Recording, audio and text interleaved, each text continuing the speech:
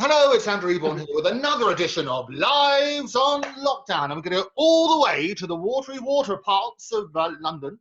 And we've got Lee Hathaway. Hello, Lee. Hi, Andrew. How are you? I am amazing. How are you? Yeah, very good. What a surprise to be up at this is 7:27 in the morning for anyone. 7:20, it's so late. I've already done like thousands of things. We've been around the world. We've done Japan and the other side of the world. And the great thing is, there's a global economy now. Most magicians have never seen this time in the morning. Oh, I know. It's always a joke. So tell me where you are, Lee. Where are you? I'm currently moored in Leighton Buzzard by a place just outside, a place called Davenport Waters or something like that. It's a beautiful place. It's like a... No, we love Leighton Buzzard. There's a great community there. Something like that, everybody, for those who don't know you, I mean, the magic community, you're a legend in the magic community, but there are other people out there. There are people out there who may not know. That's very kind of you, Andrew. I'm not sure that's true, but... Yeah. They may not know about you. So tell everybody a little bit about yourself. Well, my name is Lee Hathaway. I'm I was going to say 38 years old there, but that would be like... This is too early for you, isn't it? Look at you, you barely woken up. Yeah. Welcome, good morning, it's Lee Hathaway. Should we start that again? He's got his coffee, he's got his fix. I reckon it's decaffeinated. Aren't you? It's decaffeinated, Andrew. It's decaffeinated. It's decaffeinated. It's no good for you, the decaf. I can tell. Go on then, right? I always hate that. I always hate that question. You know when you have to write a bio about yourself. And what your name is? So how can you hate that? I know my name. Well, you've introduced me. They know my name's Lee Hathaway. No, you don't actually have to write a bio about yourself. I said, tell us about it. Well, I'm Lee Hathaway. No, but or you have to. You have to describe it. So funny enough, I did a little show reel the other day for a thing I'm calling Magigrams, which are like similar to a Zoom magic show type thing, but more of a drop-in. So I didn't want to call it a show. There's more of a drop-in where I just drop in and for like 5 or 10 minutes and surprise someone and give them a special occasion. And I wanted to do it sort of a bit for charity as well, so it was a bit of fun for people. And it's funny because I sent the first edit to a friend of mine, and they said, you really haven't sold yourself here. It's like, tell people what you've done, to tell them about you, where you've been. You look like some, sort of two bob magician that's just knocked these things up, And so I just thought, well, hell, I'm going to go the whole hog, I mean, Americans are great at selling themselves, aren't you? When you meet Americans, you've got to do it. And it's all about volunteer, all the. Yeah, but it's the elevator pitch, and I think what I love passing through. I just always feel like you sound really, oh, I've done, if I start. But lie, make it up. Never let the truth stand in the way of a good story. I love it. Tell me, because I'll tell you, Lee, this is what I've been. I'm on my quest around the world, and I've been to Australia, I was in Barbados, we looked at Montenegro, talking to Toya, to Harvey Goldsmith, and the kings and queens and other bits and pieces of industry and telly and that sort of stuff. I have yet to find somebody who's not an award-winning magician. Are you that person? It's funny you say that, Andrew, because years ago when I set my website up, before I sort of and I'm going back nearly 15 years now, 15 to 20 odd years, when I sort of did my very first website, and that's before I'd sort of done the Penn and Teller show, and I'd sort of elevated my way through the echelons of professional magic. Say ranks, or what was that word? Ranks with an R. Yeah. Bit earlier. Well, that too. Funny enough. I think with an ERS at the end. Elevated being the operative word. Absolutely. Going back to your question about the So when I set it up, not knowing what I knew then, I think I'd won the Sussex Magic Circle close-up competition, and I won. That's the one they all go for, I'll tell you what. Absolutely, and I also won the one. It's what we want. It's the Sussex. Sussex Magic Circle close-up competition. Yeah. Well, I beat Paul Gordon and Mark Gordon. Oh, good old. Like that. He's a regular. He won't like that. He's a regular. We'll remind. to be honest, I think the only reason I won it was because Paul had probably entered it and won it so many times that they thought, boring. A bit very repetitive, isn't it? You can't keep winning these things. So I won the. I won. I mean, I'm talking about it like I'm proud. I was proud of it at the time, but and then the other thing I won was the Davenport Trophy for Excellence in Magic, which was a. That's a snappy title. That'll catch on. Which was a trophy Davenport gave away to really? their I'd never have members. guessed. Yeah, it's true. This is a great thing about promotion, isn't it? I love it when people do that stuff. And I love Betty Davenport. I spoke to her on the final day when they left that fantastic place at Charing Cross. And I think a lot of people were there sort of shed a tear. Were you a regular there? Well, I went to the Demon Magic Club when I was a kid, which was the magic club that they set up. So I used to go there every Saturday and go down with my pocket money and spend the whole Saturday hanging out with all kinds of guys who are all a lot of whom are now professional magicians. You know, like Richard Griffin used to go there, Paul Henry. Goodness me, I'm gonna miss some names now. I'll be annoyed. Darren Delaney, Darren Smith was a member of the Demon Club. James Pritchard. So on. I mean, there's many people were members of the club, and well-known names. So it was a wonderful thing that Davenport did setting that up, and it was a really at the time. You know, this was before the internet and before, you know, the YMC. So it was great because it was a real outlet for going and learning magic. So, you know, what the Davenports did for a lot of youngsters at the time was fantastic. And what I love about Betty, so I went there very often, and to Alan Allen's, of course, as well. No, absolutely. Just going back, Andrew, can I just pick up on the reason we got onto Davenports was because you were talking about the award-winning things, and I mentioned the Davenport thing. Somebody who's not an award-winning. What I was going to say to you, just quickly, was that when I set up my first website, I put a meta tag in somewhere, or something happened, right, that said award-winning magician. And now, whenever I type my website into anything on Facebook, it still comes up with the preview saying award-winning magician, and I cringe every time I see it. I must get that changed at some point, because I do want, and I've done a call out. It's rather like the James Randi $1 million. But I think by now I can bloody well claim to be a proper award-winning magician. I want them on this show. They're going to come here and say, "I've won nothing." Nothing at all, and that's all I want. It's going to be good. But I do like your website. I had a look at it, because you've done. Lots of my friends are in the Royal Variety side. We do a lot with them. Ian Friedman is the treasurer. He's very good. I know Ian.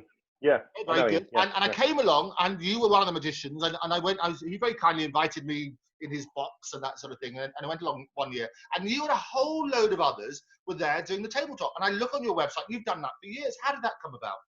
I have. Well, it was originally Paul's gig, and then he sort of got me in, because I got involved working with Paul with the Magic Place, and we did a lot of work. We worked a lot together, and so we sort of both ended up sort of jointly organising it year on year, and getting along magicians for it. And it's not it's a charity thing, so it mostly pays expenses. There's no money in it really, but it's one of those things that's just really good fun to do every year, you know. And so we always always try and do it, and we always try and give so many magicians through the year say to us, "Oh, can I do the Royal Variety?" You know, and I do try and remember, and so does Paul. But you know, and then they get annoyed when they find out that we've done. But it's just so difficult to track everyone that asks you to do it. But we do try and just spread it out as much as possible, and try and give everyone an opportunity to do it. You know, just because it's a great thing to say you've done. You know, and it's and there's always good photo ops there. You know, they don't mind taking photos because there's plenty of celebrities, and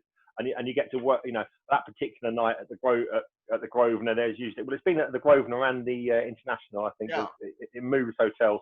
And it goes on till about sort of 1 in the morning, and they don't mind you standing. No, it went on much longer than that, because when I went, the magic of telly, obviously, it's not going out live anymore, the Royal Variety performance. So we go and record it, and I think this one was at the Eventim Apollo, where they did it one year. Yes, and they did. Yeah, that's right. It was quite late. I remember that bloody year because it took them forever to get to the closing house. I didn't get there till about 1 a.m. Yeah. There's you saying we finished at 1 o'clock. I don't think I got a follow up till 1 o'clock. No, you didn't get there till 1 o'clock. Yeah, that was the year. Yeah. That was extraordinary. Very well. So you have I mean, I do a lot of these dinners and that sort of stuff. So we had a fantastic show. It was the last day. They had a number of exciting people who were there, and the Chuckle Brothers. So it was the last time because obviously they were on the bill, and various other people. Let me just tell you something. The Chuckle Brothers, right? Were really lovely. Sadly, one's passed away now. Really lovely guys. And because we used to go every year, we used to get on really well with them. We always had a drink with both of them, and especially Barry, who he always loved the magicians. Always used to come and chat to us.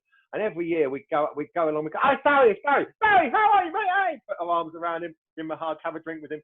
And after about the 6th year of doing this, we go, "Barry, Barry, Barry," and his wife just went, "I can't cope with this anymore. He's Paul." And there we are, thinking he's our best mate. We love it when that happens for years. I know. People are notoriously bad. I mean, I discussed it a lot. It's like magicians, when they go into routines, there's a mental thing about there. And the one thing I hate is that people regurgitating patter. And they always do this, like, "Oh, what's your name? And what's your name? And where do you come from?" And they never remember. And so what happens is when magicians get it wrong, there's two things. And it's two people's fault. Is one, you should always try and remember, because that's important. It's music to people's ears. And secondly, it's almost incumbent on you to turn around in the first year that they saw it and say, "Hang about, I'm not called that, I'm called this." Because this is true. Yeah. It's like that Del Boy moment, isn't it? With Trigger, with Rodney and Dave. He was never corrected. Why does everyone call you Dave? Rodney then, yeah. I mean, it's that moment. Well, I guess I'll have to start calling you. And as part of that, brilliant series. Loved it. Just funny enough, you mentioned there's a ironically, considering we didn't get his name right, there's a 10 to 15 minute section in my lecture that I do for magicians, which is specifically covering remembering people's names when you go to a job.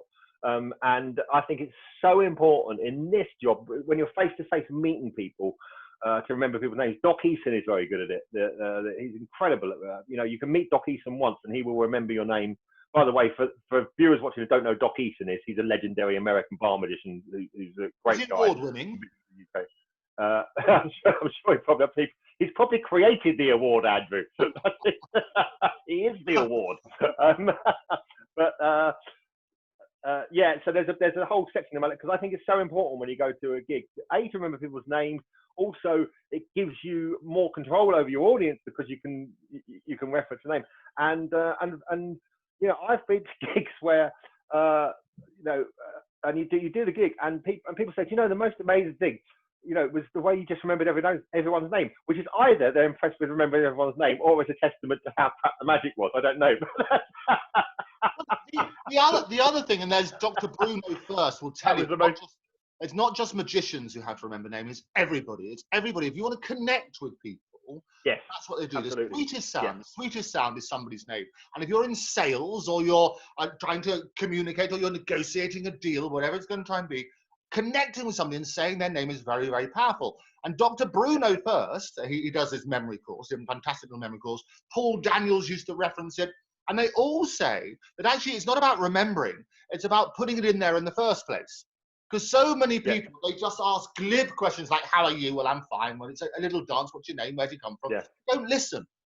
And if you listen... That's exactly what I say, I said, it's funny, because in my lecture, I talk about some of the reference books that people can read, but I also talk about the techniques that I've used to remember people's names. And the first one I always say in the lecture is you have to care about it. You genuinely have to care about what their name is. If you care about it and want to remember it, it's all of it. Instantly, you've solved 80% of the problem, because most, like you say, most people, it's one of those things they write off. All that information when you're making small talk with people, so many people write off because they're not really listening. They're just sort of riding that wave. If you actually listen to what someone's name is, repeat it back to them, etc., we know. Okay, so show me. This is a big exercise. Then here I am. I'm having my whatever it is, my interesting coloured smoothie. Looks good. You come over, Lee award-winning magician Hathaway comes over to me. What's your routine? If I'm doing. Go for the routine. Ask me my name. Show me that you care. Go for it. In terms of asking someone. Sorry, are you talking about? Yeah, go for it. You were saying that part of the reason that people don't remember is they don't care in the first place. So your starting point. I'm at my cocktail party. I'm wondering if we're still on names or we've moved to. Are you asking? No, we're still on names. I want names. Okay, There's no agenda for this, as you probably gather. I just like to see where we go with these, which is fantastic. Because if there were an agenda, people just rehearse the tired old glib comments and things like that. So I like, you said, you do a 10 minutes to get the lecture about learning names. And so you've got a bit of interest. To get the context, am I at a cocktail party as a guest or as a performer? Both, because I think it's important for both. I think it's both. Actually, I'll tell you what we do. I want to see the difference. So you can start as a guest first and then as a performer. I want to hear the difference. Sorry. And cue the scene. This is good. Andrew, this is you showing off your amazing technique when you're at a cocktail party. No, I love it. Here we go. Hello, who are you? Oh my goodness me, I've run a mile. Oh, that's great, because that empowers people to run a mile. You should be, not just physically, mentally fit as well. So running miles is good. In the nightclubs I've been to in London, if you approach someone like that, they probably call the police. Hello, who are you?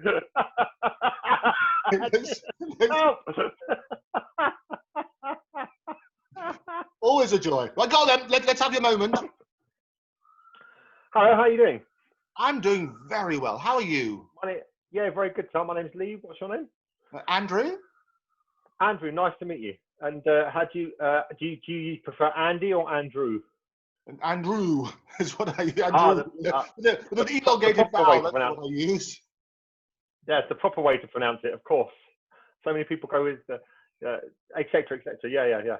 Okay, so that was the normal Lee. That's in your cocktail conversation. So you've repeated the name, you've clarified whether I've sorted it, and clarified that I got an elongated vowel. I can get an operation for that, and then work on that. Okay, right. This is performance mode. Well, in performance mode, I'd approach a group of people probably, rather than just one individual for a start. Yeah. Social distancing. Imagine it. Okay, I'm sitting lonely in the corner. Well. If I was working, I wouldn't approach you. So glorious. If I was at a gig and there was a great crowd of five or six people having a really good time, and you were sitting lonely in the corner looking like that, Andrew, I think I'd just leave you alone, mate. A wise move.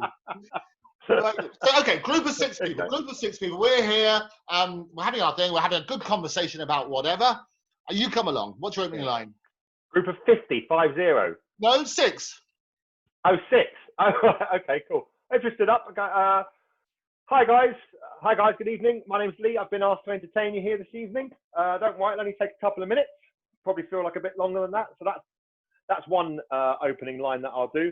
Also, I use the that kind of the open body language thing, which is that sort of the big arms, so you're sort of embracing everybody. Yeah, I'm quite tall. You know, I mean, as you know, I'm a tall fella like yourself as well. So it's hi guys, how you doing? You know, my name's Lee. I've been asked to entertain you here this evening. You know, there's reasons why we say these things, because, you know, as you will know, you know, because it lets people know that you've been hired by the venue, you're not a nutter, you know, etc., etc. I'm not a nutter. I don't think anybody's ever believed that line. well, let's gives them that. There's also a thing about, you know, not approaching, you know, especially if you're a big guy like me, you know, not approaching ladies head on or approaching people head on. You know, you look for the right crowds to approach, you know, people where there's a little gap, where there's, you know, it looks like the conversation's down, all sorts of stuff like that when you're approaching a group of people. And also you look for people that look like they're going to have a good time. So that will sort of filter around the room and create that dynamic. But yeah, there's various different opening lines I use, and so I don't have one set opening. You know, people say, how do you approach the table? How do you approach the table? I don't have one set way of doing it. I've probably got a range of about half a dozen which I use depending on which situation I think is. Okay. Well, half a dozen is not difficult. Run us through half a dozen. Yeah, it lends itself to them. Goodness, this is the best stuff, Andrew. This is. Oh, I love it. I love it. It's got to be good. What they want to know. I want the best stuff. I want the best stuff. I tell you what. I'll give you one. I'll give you one more, and if people want to know the rest, they can pay. They can PayPal me. Oh, I love it. That little bit of sugar just to get you hooked. Go on then. This is the stuff magicians want to know. Yeah, of course it is. Of course it is. Okay, go. I know it is. Yeah. It'll be. I'll write a book. Okay, here we go. Right, go on. Give another thing. One more. Another thing I do is the rule of three, because that's half of them, and then you can keep the other three for later. So number one is another one I do is the technique where you ask a question, because which is always good, because that way they don't. Is this your penknife? No. Not is this your penknife? Goodness me, no. But that used to be the one, didn't it? Magicians used to have this thing where I'm the wandering magician, and I was wondering if you'd like to. A penknife would change colour miraculously before your eyes, and a lot of people, rather than they're not quite sure what to do, so they would go up with their little prop and say, "Is this your penknife?" And I went to a number of parties where there are certain tricks that always seem to do the round, and that was the one for ages where it was a colour-changing penknife. And that was always the opening line. So the "Is this your penknife" routine, I'm glad, has gone way into history. Oh, it's cringeworthy. It's cringeworthy, that thing. Yeah. So one of the other ones I do is, I mean, it's a similar technique to a sales technique, which is called the alternative close, which is where you give people one of two choices or one of three choices. But I use it as an opening line. So you say, you don't want to give people, when you don't want to really give people an opportunity to say no, because that's the default thing that people will say, because they're not really sure about magicians, they're not really sure about being doctors. So, so A, you have to be confident. If you're not confident, you're probably gonna kill the moment there anyway. But additionally, hey guys, my name's Lee. I'm your magician this evening. So very quickly, do you want to see a trick with cards, rabbits, or mind reading? You choose. Right. So that way. Yeah. So that way they go, whatever it is, right? But which one do they normally pick out of that? Well, it depends. You tend to find if the guys tend to go for cards, the women tend to go for cards as well, and sometimes the rabbits. Occasionally you get mind reading, but weirdly enough, it's by far the least popular of the three choices. All right. And it comes down to the fact, I think, that when you've just met people and they don't know you, they're really frightened that they don't want this perception that you might be able to delve into their thoughts in some way is quite threatening. So they tend to go for one of the two easy options. Yeah. Oh, you've frozen. Lee, you've got this fantastic gesture. You're doing this. This is the moment. So just in case you've disappeared, we might take a break. It's quite a good moment, that. We'll take a break. We'll be straight back with Lee after these important messages.